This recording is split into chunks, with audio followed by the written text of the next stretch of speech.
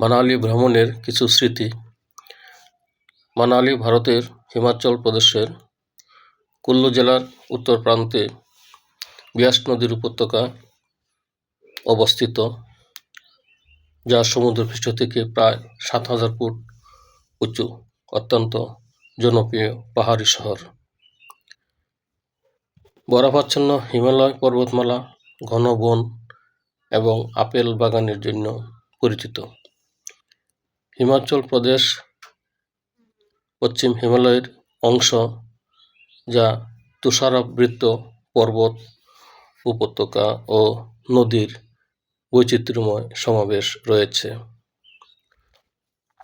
মানালি কুল্লু উপত্যকার উত্তর দিকে সিমলা থেকে প্রায় ৩০০ কিলোমিটার এবং কুল্লু শহর থেকে ৪০-৪৫ কিলোমিটার দূরে অবস্থিত।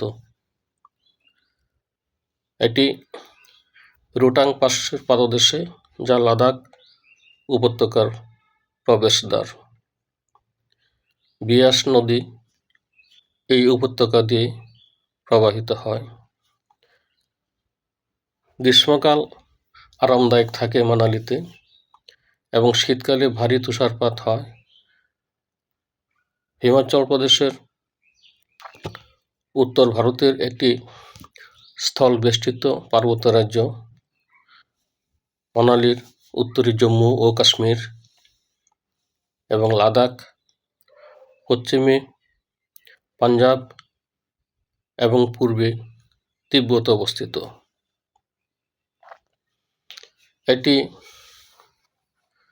হিমালয়ের পাদদেশে অবস্থিত এবং ৩৫০ মিটার থেকে ৭,০০০ মিটার পর্যন্ত উচ্চতা।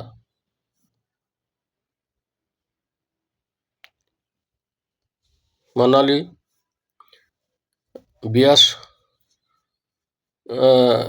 নদী মানালির প্রধান নদী। এছাড়াও চন্দ্রভাগা, ইরাবতী এবং যমুনা নদী প্রবাহিত হয়েছে মানালির উপর দিয়ে।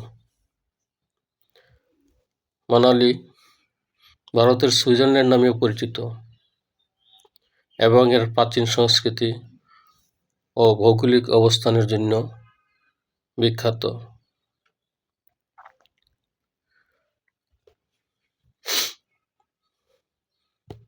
মানালি খুবই সুন্দর এলাকা। রাস্তার দুই ধারে সারি সারি পাহাড় পর্বত, তুষারে আবৃত, কোথাও কোথাও ঘন অরণ্যে ঢাকা। খুবই সুন্দর, চোখ জুড়ে যায়। মানালি বারবার যেতে মন চায়।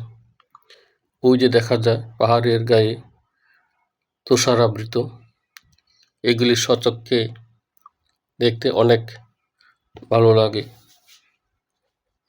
আমরা ডিসেম্বর মাসে মানালি ভ্রমণ করেছিলাম। ডিসেম্বর, জানুয়ারি, ফেব্রুয়ারি, মার্চ পর্যন্ত এখানে তুষারপাত হয়। তাপমাত্রা থাকে -ডিগ্রি সেলসিয়াসের নিচে।